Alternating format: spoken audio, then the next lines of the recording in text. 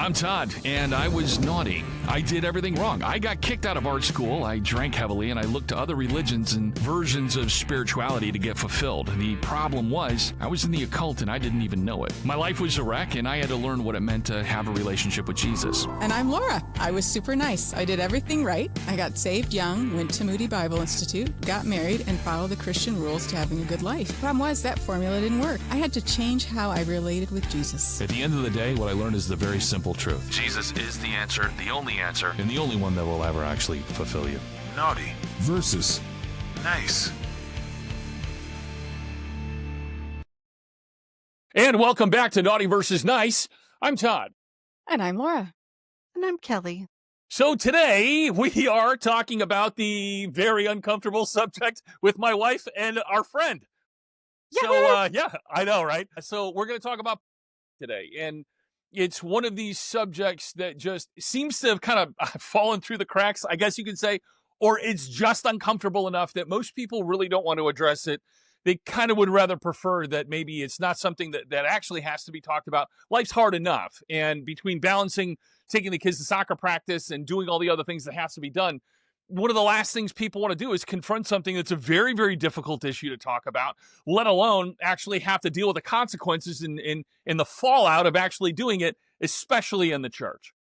And I think a large part of it is because it's so present and such a part of so many believers' lives. It's not something we want to bring up because then we have to admit that it's in our lives. It's different if a pastor gets up and says, I get that an issue and da-da-da-da, but that's not the same as really sitting down and saying there is an issue and we need to gather and have a discussion about it. That's the different thing.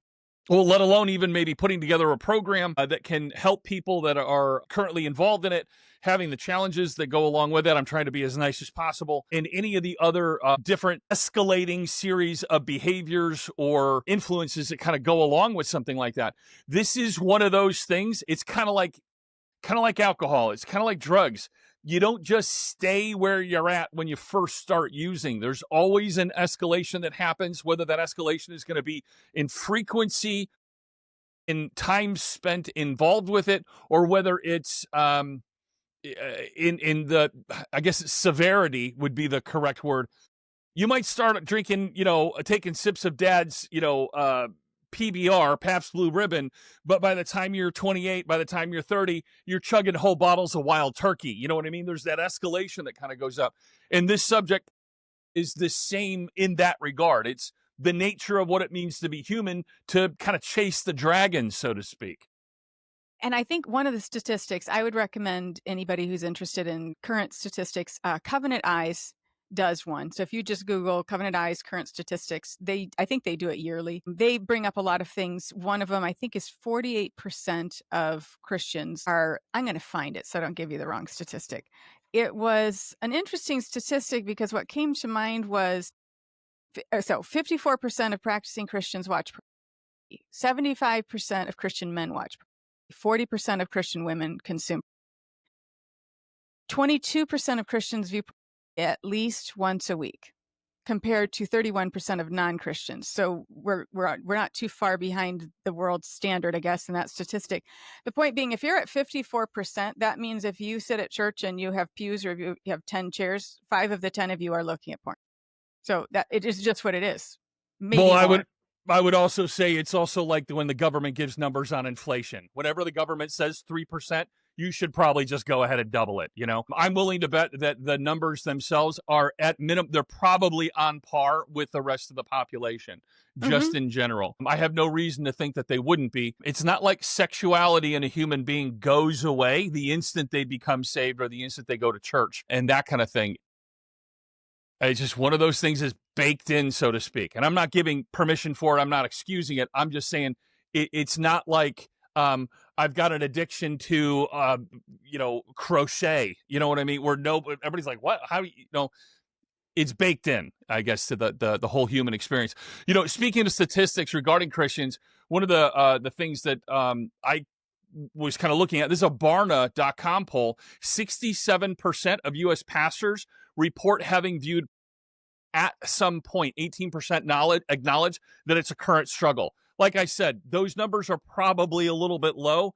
I don't know what the actual ones would be. This will be fine, but That's a shockingly high number for people that, quite frankly, you can be disqualified from pastorship, from eldership, clergy, whatever term you want to use. Biblically speaking, you're disqualified from that position for sexual immorality. So I find that I'm not surprised also the church doesn't want to address the issue for that reason alone right there.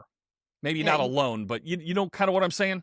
yeah, and it's kind of like, we've discussed it before, but suicide, with police officers. Police officers don't go and admit to their commanding officer that they feel suicidal, because you're not gonna put a guy out on the streets with a gun who feels suicidal. Pastors don't feel, ministers and people in ministry don't feel they could confide that to somebody and not lose their welfare, their Livelihood. Thank you. That's what I was Yeah. thinking of. That's like, whatever that is, money, yeah, and reputation and all of that, but it is so, I know this is gonna sound, I know I'm negative, but my assumption when I interact with any men is that they're probably struggling with, and especially if they're 30 and younger.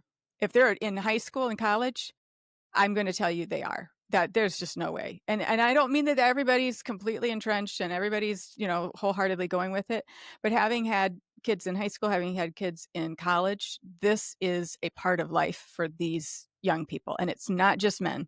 You're looking at 40% of women. That's almost halfway there. That is unheard of compared to, I don't know, 20, 30 years ago, where and a lot of people will say, "Oh, I think it's just, romantic, fiction stuff." Yeah, maybe, but that's my mom's generation. I think women and young girls especially are as addicted to and the images and Pornhub and all of the same things, all the same venues as the men are, and I don't think it's being talked about. No, but here's a shocking statistic for you. Speaking of shocking statistics, I so went ahead. I saw a video, and I'm going to have to give credit for it. There's this one young woman that does content on YouTube. She does like relationship, social male female dynamic type content. And one of the things that she had talked about was she got a hold of some statistics from OnlyFans. OnlyFans is a website in which Sally Soccer Mom, just about anybody can go ahead, start an account and then start performing for people, and then people can subscribe to their channel. The performer gets the opportunity to determine rates, I guess. Okay, like I literally have never been to the site. I'm not doing one of those, funny things. I swear I don't know.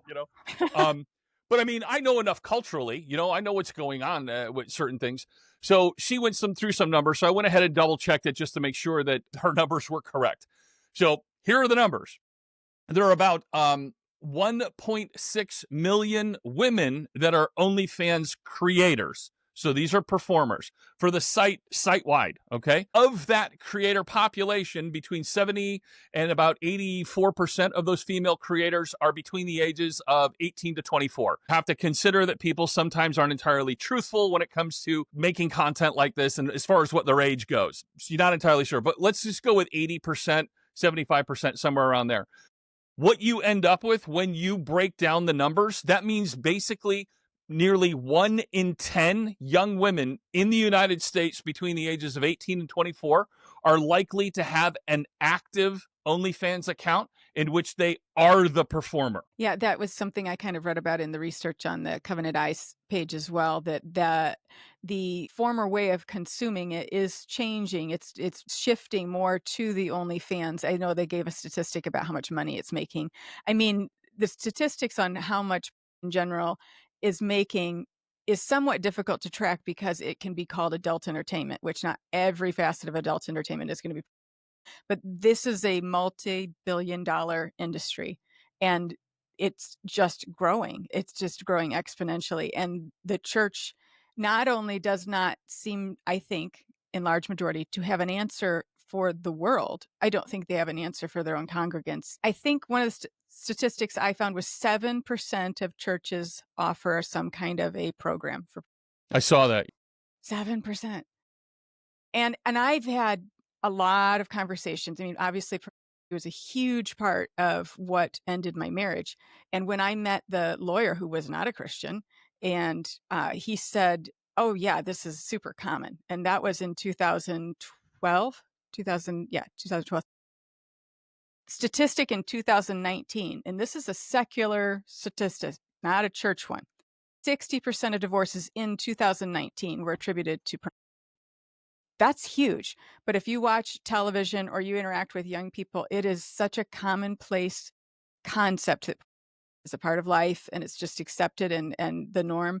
It's overwhelming, but yet it's still affecting marriages. It's still destroying marriages. So And it was an interesting idea. it's not just marriage; it's also the young kids. When we were doing youth group, there were any number of different situations in small town USA where the kids would talk about with iPhones and different things. You could have your AirDrop on and open, so anybody could AirDrop any image or anything, and anybody who had their phone open would receive the image. However, it was all set up, and there were a number of situations that Kelly and I are aware of where kids were sending illicit images to one another, whether it was boyfriend, girlfriend, or whether it was an attempt to allure them into a romantic relationship. And those images were then passed around. And it was done so instantly and so instantaneously. And not only that, but there's no way to take it back. There's no way to undo that.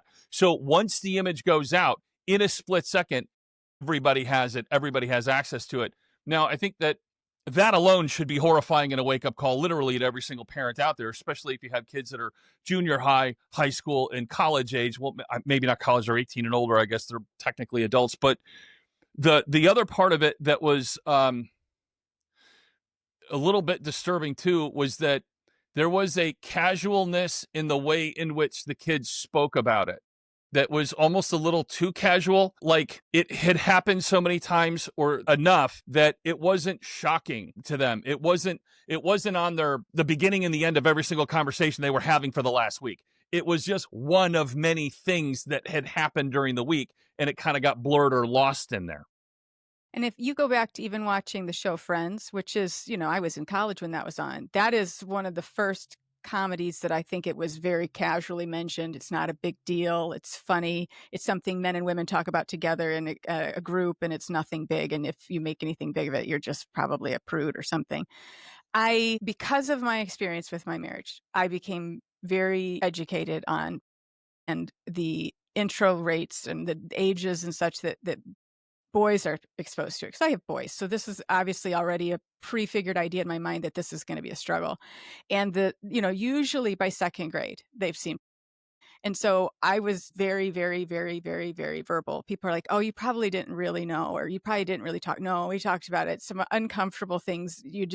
You have to talk to your kids, and you have to start talking in elementary school. You have to explain on whatever level is appropriate within those relationships what this is, because either someone else is going to introduce it to them, or they cannot be on devices and not eventually come across it or look for it. It's so very hard to avoid. And if you aren't telling them, then they are left alone for however long until you discover it, trying to navigate and figure out their response to it, the shame, all of that. How do they respond to that as a believer? That all of that goes into that. I did have someone say to me once, I think that talking to them that early is going to cause them to look at it. And I thought that's an ignorant view, because and other moms have said, well, I just told them not to. And I'm kind of glad I don't ask, because I don't want to know. Okay, I don't think that's the right answer. I think you have to do the hard thing and have the conversations, because the statistics don't lie. It's going on. Sadly, your child is living in a private life where they don't understand what's happening and are caught up in it. It's an addiction. It's an absolute, hugely first-time look kind of addicting source of material.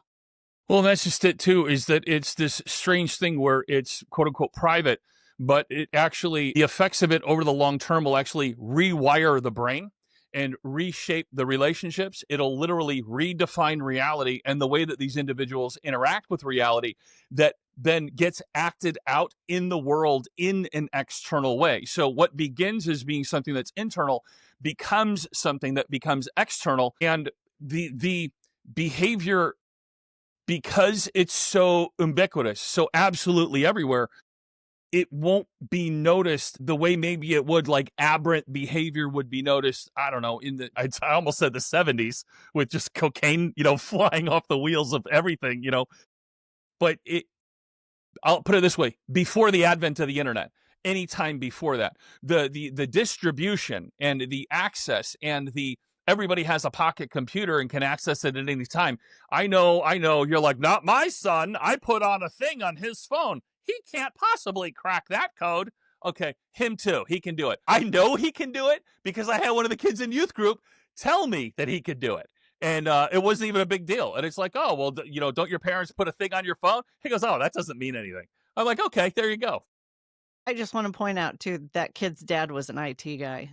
I know. Yeah. So you think. Even the people that think they're safe, their kids are getting around it. Yeah. And that is the new standard. This is not an unusual, strange, creepy, weird thing happening all the way over there. This is going on in your living room. And part of having the conversation with your kids, and again, I've only got boys, so I can't really speak to what it is to have a girl and have these conversations. But with young men, there are certain things that the world is not telling them. And I think it's become more apparent in the last 5-ish years, but I was hearing it 10 years ago. The physical ramifications of addiction in young people is raising exponentially the rates of erectile dysfunction. So it's not just that it's that the images are so graphic and so extreme that is the only way they know how to have any kind of sexual activity. And so then a real woman, real circumstances, real relationship, it's too much effort. It's not real. It's not as stimulating. And therefore they can't have a human sexual relationship. That's not something that people were talking about even, I don't know, 5 years. I wasn't hearing it because I was saying it and people were staring at me like I was a little obsessed with these statistics, but maybe I was. Yeah, but I mean, I just literally, in a completely unrelated text thread I have going on with some guys I've been friends with for 20 years, there was like a Twitter video where some girl was upset and commenting, I think it was a TikTok video, about the fact that she was having intercourse with her boyfriend and caught him looking at while they were in the middle of that engagement. So even like what you're saying, a real live person isn't enough. One of the interesting things about it, and I learned about this, I don't know, maybe 3-4 years ago, I'd overheard somebody talk about it. I said, whoa, hold up. What are you saying? And I started talking to him and finding out more. They were saying this was a person in the mental health field. And one of the things that they were mentioning was that there were heterosexual men that were so steeped in abuse that the only way that they can be able to perform is by watching gay or by watching some other variation of like very extreme, at least what the average person would consider extreme, whether it involves non-human, actors or whatever the term is for this. I don't know. We're on YouTube's. That they're engaging in that type of viewing habits and that type of material because that's what it takes now in order to trigger those portions of the brain that have been so depleted of their brain chemicals or flooded with I don't know how it works exactly.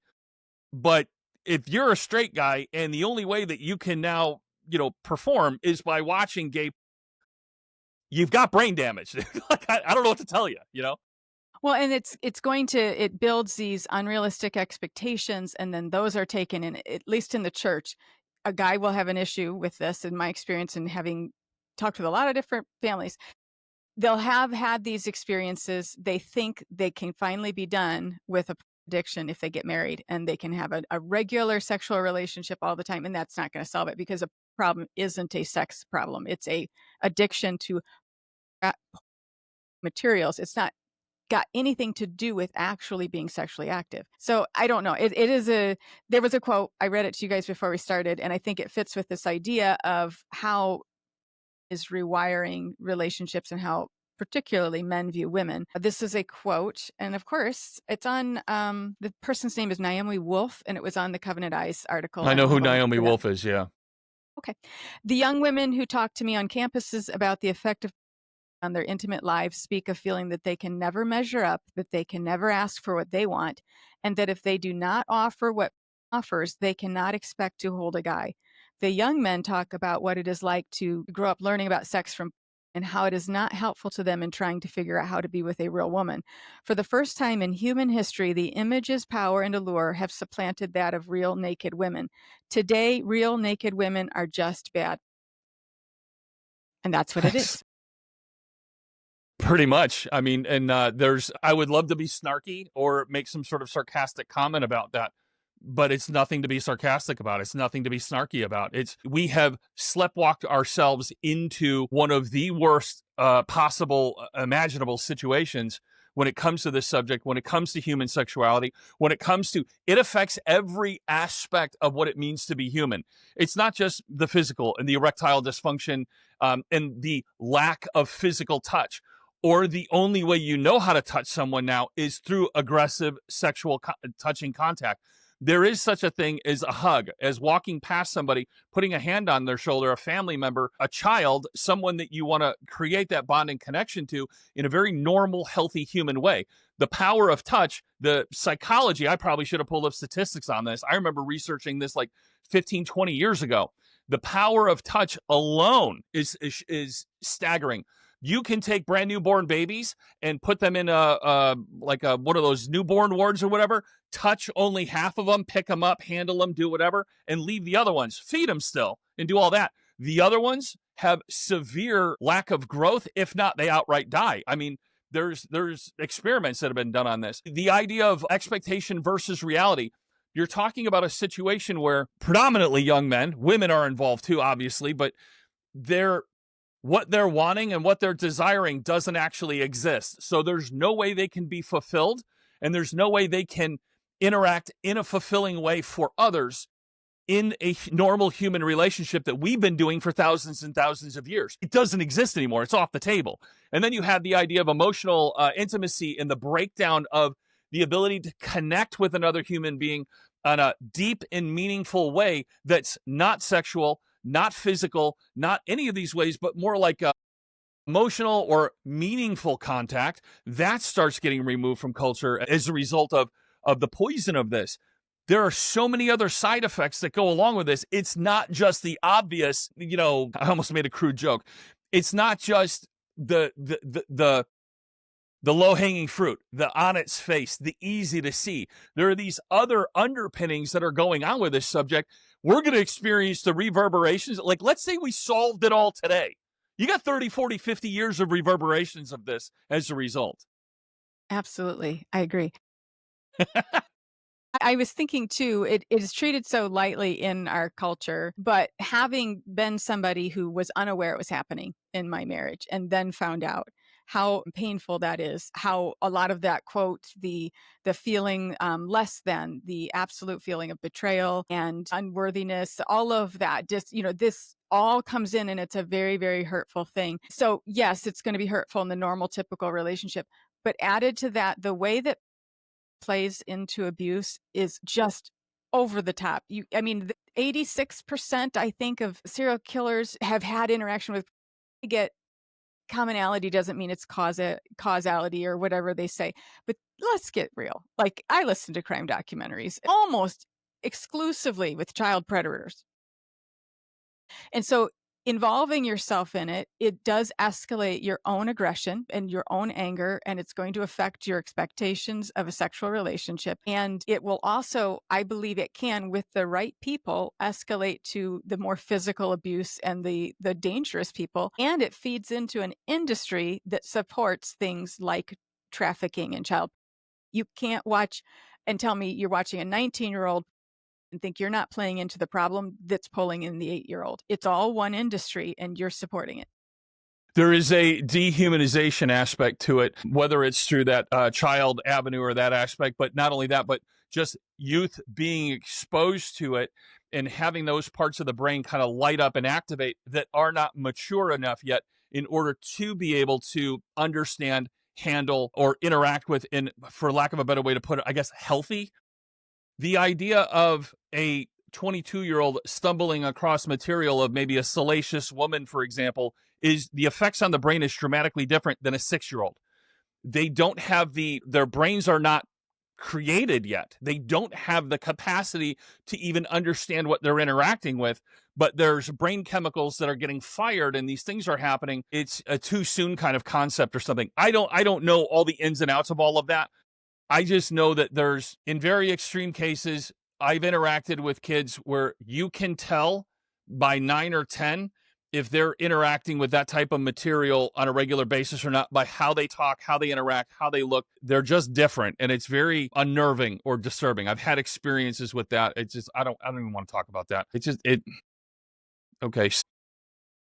One of the things I did want to mention, though, is we kind of hit off on the idea of there's this dehumanization aspect. And part of that goes part and parcel with the idea that there is everything's the devil.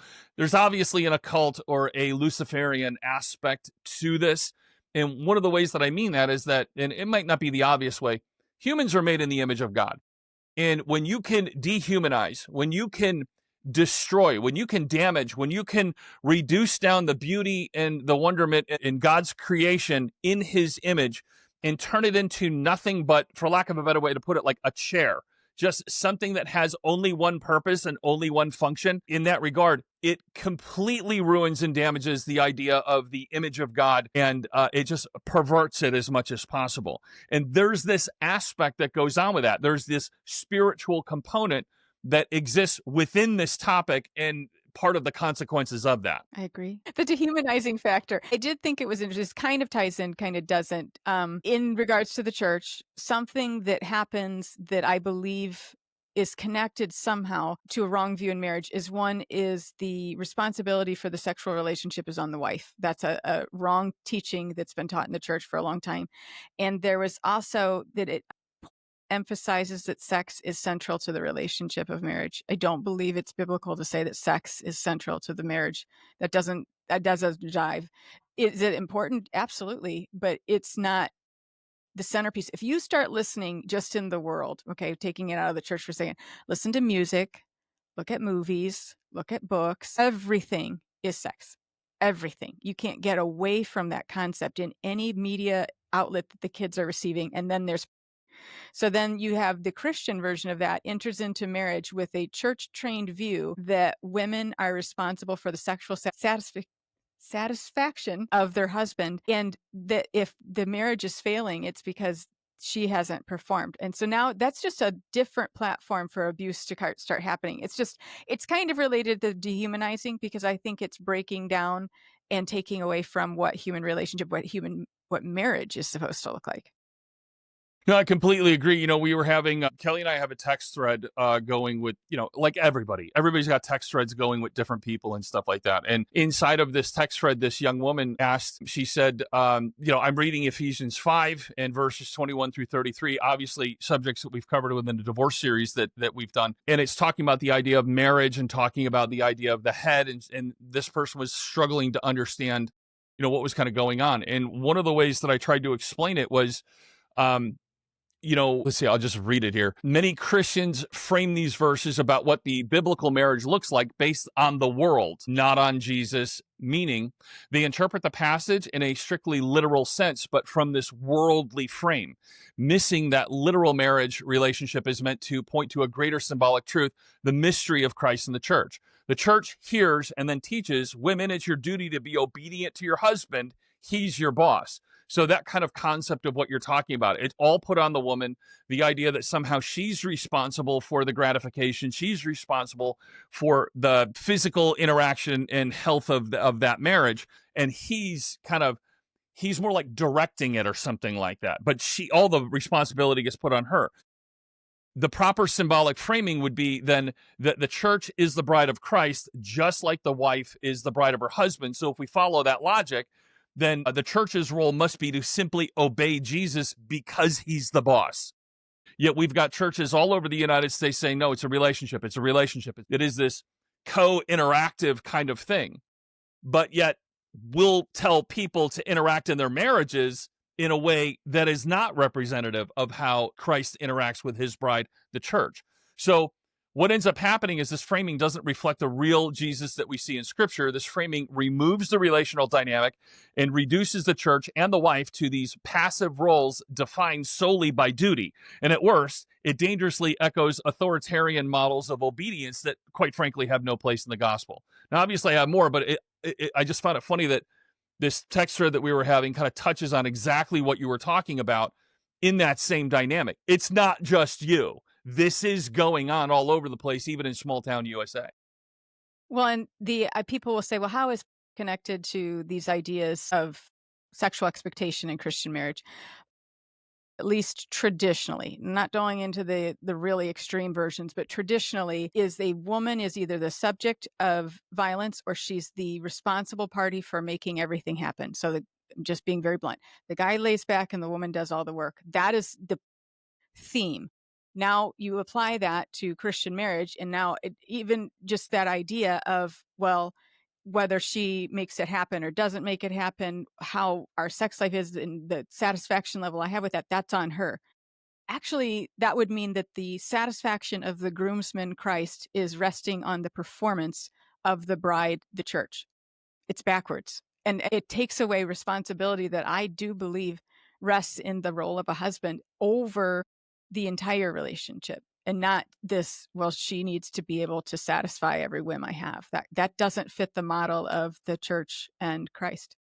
No, but when you do go ahead and flip it like that and make all of the responsibility on the woman, reflecting this idea of you can work your way to salvation, that is literally every other religion out there. And like I've said over and over again, if you look at the Tower of Babel incident, that is the epicenter and the origin of all of those religions, which means that's an occult belief. And Christians, unknowingly, like I've said over and over again, are bringing this into their home. They're bringing it into their minds. They're bringing it into their relationships. And in this particular case, they're bringing it into the bedroom. I have, Kelly's at least heard me say this over and over again. A man's responsibility to his family is to protect his wife and protect his family, even from himself, if necessary. And that's all part of the duties, part and parcel of what it means to be spiritual head of your household. Okay, notice I didn't say authority, by the way. I said head of your household, meaning the buck stops with you guys. All of the responsibility of this kind of stuff you bear the weight of that. And to shove it off to your wife or shove it off to whoever, because A, you don't know any better, now you're being told, and B, you don't got the chops in order to handle it, start learning, okay? Start interacting, start taking the steps necessary in order to be able to carry these heavy burdens. This isn't something you can skate through. It's only going to get worse. And once again, even if the plug got pulled on it today, the reverberations of this are going to last generations. Just our incident of it, let alone wait until virtual reality comes into effect. If you think it's bad now looking on your 27-inch monitor at home or whatever, what's it going to be like when it's in your glasses, in your goggles, and you're walking down the street? You can still interact with people, and no one has any idea that you're pumping virtual into your head and ears 20. What do you think it's going to be like then? And that's on the rise as well. That was in the statistics too. Well, there we go. What is it? I didn't know that. What does it say? Well, give me a moment. I'm going to try to not knock my microphone over. Nope, that's the wrong one. Wrong statistic. Well, of course I mentioned it, and that means I can't find it. How that goes. It's always the way, right? Yeah, well, you go on with another point, and I'll keep looking. One of the things I did want to hit on was the idea of the occult. Once again, look, if most people, this is an area, ironically, when I try to explain what the occult is, most people literally have no idea. They think it's one thing when really it's another. However, this is an area that kind of gets something correct, where you got these weird, creepy, eyes wide shut parties. Everybody's wearing creepy robes, not always wearing underpants underneath the robes, if you know what I'm saying. And they have something known as sex magic, all right? This guy by the name of Aleister Crowley, self-described Beast 666, psycho extreme. He kind of brought into the mainstream culture or like popularized or focused on this concept of sex magic. And what that is basically interacting with the idea of changing, shaping, and bending reality using magical energies. These magical energies were best harnessed and focused during sexual activity of one capacity or another in ritualistic format. So whenever you think of the idea of, drawing pentagrams on the ground and salt and grabbing a few, chickens or whatever and throwing feathers and all that stuff all over the place, and then bring in the orgy or whatever, this is kind of what we think of. Black candles and creepy weird stuff. And the association that would be made is the idea of opening portals. That was one of the things that Aleister Crowley, look up Babylon Rising, and when him and Psycho Captain guy, what's Tom Cruise's religion that he's all about? Scientology. Yes. It was L. Ron Hubbard. L. Ron Hubbard, Aleister Crowley, and Jack Parsons. They all went out into the desert and did some really, really weird stuff with some stuff I probably can't say because it's YouTube. Anyways, they did a whole bunch of really, really weird stuff and involved opening portals and stuff like that. Whether they did it or not, it's not the issue. They believed that's what they were doing, and that's why they were engaged in all this kind of stuff. And I'm just saying, Aleister Crowley and Barbara Bush look an awful lot alike. Point two would be the idea of Eastern mysticism, the concept of tantric influences and stuff. I got this video of this one woman, and she's like some sex therapist, and she's talking about how yoga and the Kundalini's the snake spirit that winds around your spine and plants itself in your brain and then opens up your third eye chakra, your crown chakra, so you can see the world as it really is. And it's all about the whole entire focus of Tantra is this orgasmic sexual energy cultivation, harnessing, and then focus and direction. It's the same concept of Aleister Crowley's black sex dark magic, but done with this white light, power of the lotus, friendly harmony and love for everyone kind of thing, where they make like spiritual astral babies and then reabsorb the astral babies in their guts. And so I'm not kidding. It's weird, but it's this idea of creating sexual union, the masculine and feminine energies coming together, the black and the white square, the sun and the moon, the fire and the water, these things all coming together and creating a new thing, creating the sun, creating Tammuz, creating this third union, the union of the opposites through the middle path concept. So we see it over and over again. The idea of sex itself being completely perverted and warped and distorted from what God's original intent was, and the occult harnessing it and focusing it and directing it for, at a minimum, selfish purposes, but I would argue even worse than that, nefarious and abusive ones on top of it. I know it's a rant. I'm sorry, but it's like this stuff is like, it's real, you know? And that is why I was struck by the 7% of churches have a program in place. And the answer that I have heard from the pulpit and from others is just stop or give it to Jesus or something along those lines. I think that works for a few people. I think there are people that is the light switch. Like, nope, this is just not going to be who I am anymore, and I'm not going to do that. I don't think that speaks to probably the current generation. So something my oldest son would say was they never offer any solutions. They didn't give anything practical. There are lots of resources out there. There's a lot of education materials. You can understand why your mind and your body interact with the way they do. For some people, that kind of information is equipping themselves. Or is there any offer of a series? Even just, it doesn't even have to be a permanent support group, but just a group meeting that just talks about the reality of existing. Because if you make it a common topic in your home and in your church, the people will feel they can come forward. They can come and tell you. You don't want to go tell the guy that didn't struggle with it. Sorry, if you didn't struggle with it, I'm really glad. That's great. But my kids wouldn't have wanted to go talk to you. That's just the reality. Women don't want to go talk to successfully married women when they have issues like I had. They'll come find you. But the more you're open about the fact that this is real, that it's something you are engaging and talking with people about and have experienced in your life before, people will start coming forward and they will resource you because they don't feel like they can until they know that. So my number one thing is the churches need to be thinking about what to do, and they need to stop giving the wrong answers. I think I wrote out I did just say it. You just need to decide to stop and just stop. Give it to the Lord and he'll take it away. If it's online, it's a victimless crime. That's not necessarily something I've heard in the church, but I have heard that. If it's not physical, it can't be adultery. I'm going to tell you right now, I have dealt with so many marriages where the guy thinks he has not committed adultery because his relationship has been with another woman, but it's all been virtual. So it's not physical. So it's not adultery. And I've also, the attitude I feel I'm getting from the church in conversation, not just like one church, but just overall, is that there's finally a realization that this could be considered actual adultery. And people usually look at me like I should be excited that that's a step. You are 20 years behind. 20, at least 20 years behind, because that is so far in the past. You're not addressing the real effect this is having on people. You shouldn't just be realizing this is something you need to be talking about. Matthew 5:28. But I say to you that everyone who looks at a woman with lustful intent has already committed adultery with her in his heart. Ephesians 5:3. But among you there must not be even a hint of sexual immorality or of any kind of impurity. Not to mention the fact that you have 1 Timothy 3:1-7, kind of covering the idea and the standards for leadership and eligibility for leadership or eldership. Now the overseer must be above reproach, faithful to his wife, temperate and self-controlled, respectable, not given into drunkenness, not violent, but gentle, not quarrelsome, not a lover of money, but he also must have a good reputation with outsiders. The first like 3 or 4 there, just apply to it. It clearly is addressing that as an issue. Obviously, other things as well.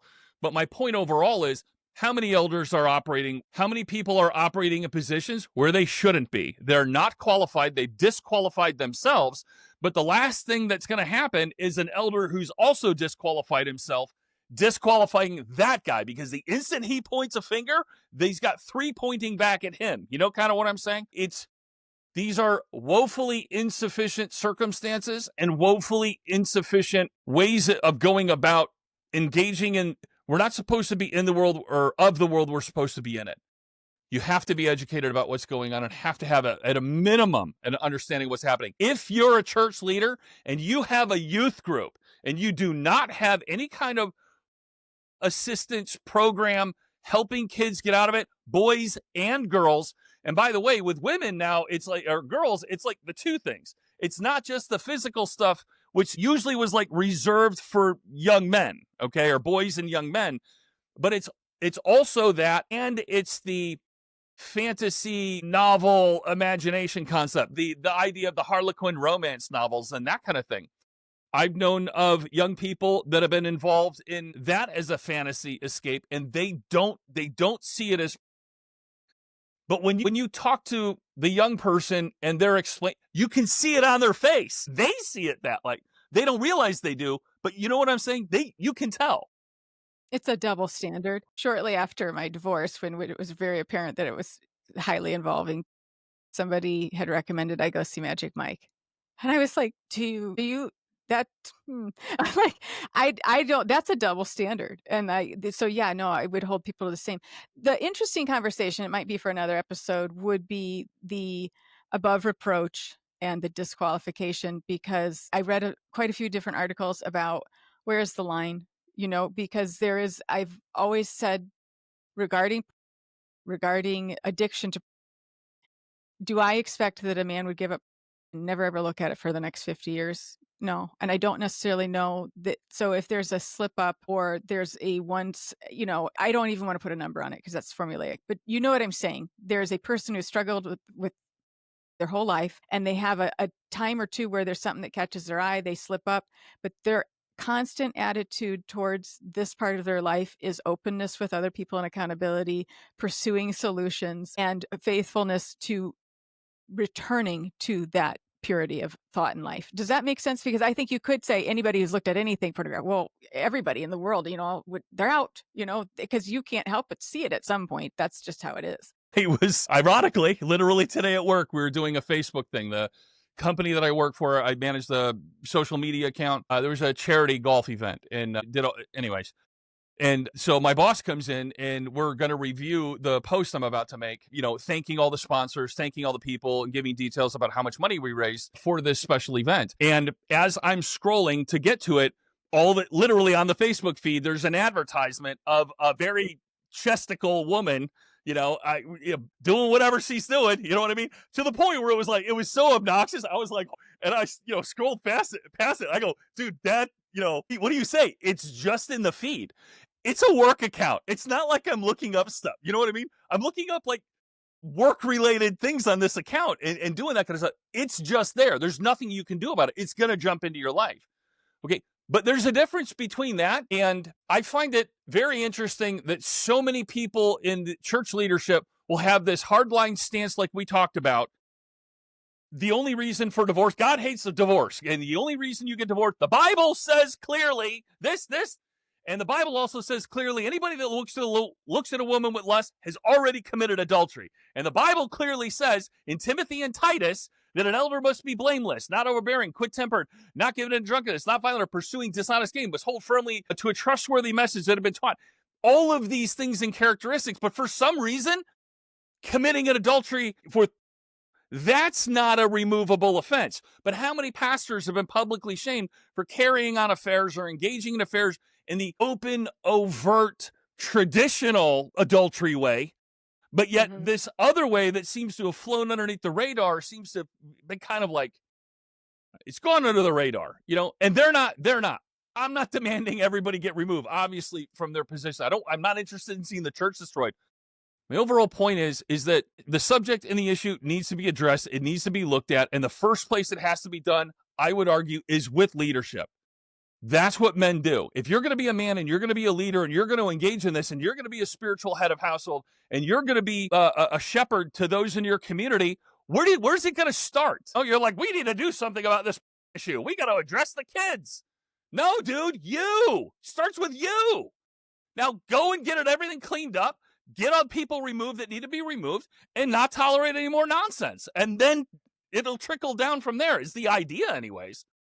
I don't know. Am I beating a dead horse on this? Am I being stupid? Like, I feel like this is like obvious, And the only exception I'm thinking of is, the men in ministry who have gotten stuck and they don't feel they have a resource. They're trapped and they're living a double life. And the longer you live a double life, the more it becomes easier to do. And there is no resource. And so, like, to come in and say, well, everybody needs to go. I absolutely agree. I think if you have a problem, you need to step down. But that like I said earlier, this is their livelihood, and so they're stuck, and there is no place for them to seek help. It would seem.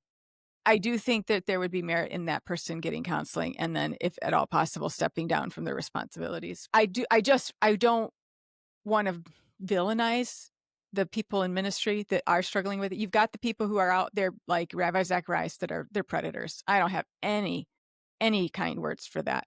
But I'm talking about somebody who is legitimately trapped and they don't know what to do. And then where do they go? And I think that it would be great to have a little bit of a ministry or a sense of community in the eldership and leadership where they could seek help from one another without losing face, I guess. I don't know. I'm just trying to see it in the nuance a little bit. I think there's definitely nuance. I think that every situation is its own individual situation. There's a lot that kind of goes on there. Even just a community across a county border or across a highway has its own culture, or can, different one from another. So all I guess I'm trying to say is that this is an issue. It's a real problem. It already is in your congregation. It's already going on, and it's in leadership. And the buck stops with leadership, and everything flows downhill from that. So if you are concerned about it and you're in leadership and you know what's going on in your community, I'm not saying shame, shame, shame. Get all these guys up on stage, make them all go through their phones and embarrass the heck out of them or something like that. Nobody's perfect. But what I am saying is leadership narcissists start putting in programs of accountability. If they've been lax in this subject, there's ways to go about things so that you can put in a program. Everybody knows what's going to happen, the time frame from absolutely everything, and the expectation for absolutely everything, whatever that looks like. I'm sure there's probably some internet program or ministry that probably deals with this subject or interacts with it. I'm seeing advertisements on YouTube for a young man who has a product or a program or something where he's helping young men in a Christian context and in a Christian way get a hold of this issue and overcome it or get past it or put it, however you want to phrase that. Okay. It's more and more is being addressed. Whereas, 15 years ago, 10 years ago, you'd never see anything like that because everybody just pretended it wasn't happening. I'm currently asking somebody about a particular resource. Sorry, so I'm looking down. I would put out, there are some programs like Covenant Eyes, and we did that for a season of time. It'll, majorly slowed our computer down and such like that. And it flagged absolutely everything. Once your kids are old enough to have a device, and I know there are people who say, well, just never give them a device. But the last thing you want to do is them turn 18 and you throw them into the real world and they've had no buffer, no time to fail in the presence of people who will actually take care of them. But at some point, they have to make their own decisions. I think as far as kids Are they going to get rid of certain internet capabilities or, however they're going to deal with that? But resource wise, Covenant Eyes is something that has seemed like at least an informational good resource. The other one that I'm very fond of is it's a secular Fight the New Drug. That one has a lot of resources, lots of statistics, lots of educational things that has been a good resource for people. I have one more. So the app I'm trying to remember it is actually a resource through Fight the New Drug called Fortify. So I think it's an app you can get. You have resource to have conversation with other people. It can track your progress. It can help you recognize triggers. It's treating it like a real addiction. Most people can't just put down alcohol or cigarettes. And you have to break habits. You have to break patterns of thinking. You have to understand how dopamine works. I think long ago, there was a study that said the first time you looked at the brain had the same reaction as it does to cocaine. Wow. I was actually a book I read was called Your Brain on Internet and the Emerging Science of Addiction, because now that the internet's been out long enough, we're actually getting long-term studies of how regular addiction through the internet is affecting people. And the book was fantastic with the science research and the harm that it actually causes. So I'll put a link in the show notes to all of these things. I think there was some famous person, I'm not going to know right now, but he had said that he had been a cocaine addict and a porn addict, and it was far easier to quit cocaine. And I remember being just struck that was what he had said, because I feel like that's Charlie Sheen or something, I don't know. Has he quit? No, I think he's in some painful cycle somewhere. I don't know. That's not him. I felt like it was a rock star, but I'll have to look into that. I thought that was something I'd seen before. But well, and if you watch any of those interviews with any rock stars, the older ones, they all say I was addicted to cocaine, alcohol, and sex. It all goes hand in hand. Yeah. It's not like it's like, oh, I'm just addicted to sex. Like, oh, okay. Yeah. Just to start, if you're a young person, young man, whether you're in a youth group age or even in your 20s or 30s, one of the things that nobody's ever probably told you, put your phone down and put it at the same place if you have to go to the restroom. All right. Just put it on the end table by your couch or whatever, then go use the restroom. You could do what we did back in the 90s in the O's. Just get a magazine subscription. Popular Mechanics. You need something to read and flip through or whatever. You don't have to tweet all the time. You know what I'm saying? Get a magazine subscription. They used to have these things called magazine racks and magazine holders, and they would just went right next to the toilet, You pull out a National Geographic, or you pull out a Popular Science or whatever, and flip through some articles while you're taking care of what you're taking care of, okay? But don't take the phone in there with you. The simplicity of that, but it's not obvious to somebody that's caught up in a moment or caught up in an issue or caught up in a circumstance. You don't have to take your phone with you absolutely where you go. You'll have anxiety over it, okay? Just put it in the other room. And there are other ways to limit your interaction with. There are other types of ways that you can put limitations. There are programs you can download that limit content and things like that. Have somebody else put in the security code and have them make up the number, so you don't know what it is. Now you can't undo it. Kind of what I'm saying. So there are things that can be done in order to try to put you into a context to reduce your exposure, reduce your desire to resolve what it is you're trying to resolve. Usually, and I'm not saying 100%, a lot of times it's a stress trigger, especially for young men. They're getting stressed out. They're having moments of aggression or whatever's happening. There's a lot of chemical things going on in the brain and in the body, as my dad would say. He talks like it's not his body. In the body. Okay. In the body. And I just lost my place. I was just thinking of my dad. Sorry. I don't know. I can jump in with something. Yeah, go ahead and jump in. I just lost my place. Just speaking to parents, get very, very comfortable talking about it. Talk about it all the time. I know that sounds crazy, but my kids would always be like, okay, enough with it. But don't be afraid to find out your kids are stuck in it. Don't be afraid to be disappointed in your kids or to have to. It's hard. It's hard to see your kids involved in something that you don't approve of. It is just hard. It is very difficult to have those kind of conversations and to really see where they're at. And it is. I don't know how else to say it. I keep saying it's hard. It's hard. It's hard. But you have to do that. You have to put that aside and learn to teach them that when they fail, you will the expression on your face is not going to change no matter what they tell you. And you have to sometimes fake it till you make it. I'm just being honest. There's sometimes where I've thought, well, I didn't expect that one to come out, and you just kind of wash your face away and put on your game face. But it is very, very hard to be transparent. People are very uncomfortable talking about this. And I think if you make it a practice, it helps. But it's never going to be easy to know some of the things your kids might have already been viewing, what they're involved in, how deep it goes. But you can't leave them alone. You cannot let them figure it out by themselves. This is where you put aside yourself and you do what needs to be done.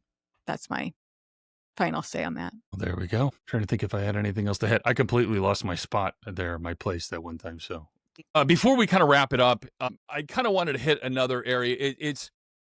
We had talked about a little bit about, or I touched on just a little bit, the idea of sex magic, the idea of the occult, the idea of how this kind of shows up in these practices or these religions. And Christians will be like, look, I am not a tantric yogi Hindu practitioner. Okay, they do weird stuff. It has nothing to do with me.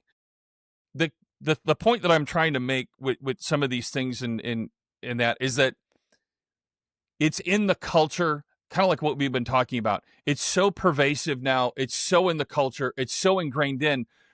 You can't separate it. When Carl's Jr. is a salacious woman gobbling a cheeseburger, but doing it in a sensual way in order to sell more cheeseburgers, you know what I mean? It's already broken through the. There's not enough fingers to plug the holes in the dam, that kind of thing. It's already broken open. And why I say that is this. The idea of the relationship with the occult and itself, understanding that they share these ideological roots, and that these ideological roots are based in self-exaltation, rejection of the divine. Once again, the idea of thumb in the eye of God, that humans are made in his divine image, a rejection of that divine order, and a ritualization of the idea of desire, repeatedly going at it and doing the exact same, doing your interactions ritualistically in the same way, at the same time, same location. However people go about doing it, there's a ritualistic aspect to a lot of it in many cases. And whether this is directly orchestrated like by, spiritual demon monsters, or by literally Satan himself mincing his fingers like a James Bond villain, or whether it's just part of the nature of the evil of what it means to be man in a fallen world. The idea that they're somehow apart and that they're not directly linked, if not interwoven or integral or tied up in like a plate of spaghetti with each other. At a minimum, it's foolishness. And at maximum, it's burying your head in the sand and doing everything you can not to recognize the reality of what's going on. That's why it's not just immoral for churches and leadership and Christians and all this stuff. There is an integral occult satanic entanglement that is involved in this issue that cannot be unwound. It cannot be unentangled, if that's even a word. So we're not just talking about, you know how 13-year-old boys will be boys are. They just look at dirty pictures. At a certain level, that's not what's going on. It's much deeper, much more spiritually invasive, and much more, for lack of a better term, demonic at a certain point. The ignorance of what looks like for the younger generation is a part of the problem. It's not a pinup. It's not even Penthouse. This is stuff that if it were to be described, you'd be very, very uncomfortable. And I think that that's part of it, is our generation kind of thinks it's just, basically like you said, like the old Playboys and stuff. And that's not great. I'm not saying that's great, but that is so far, far removed from what actual is now that it isn't even discernible. It's just so bad. And these more extreme pieces of media are like a handshake to the younger generation now. That's how casual they are. That's how disgust they are. Not disgusted, disgust.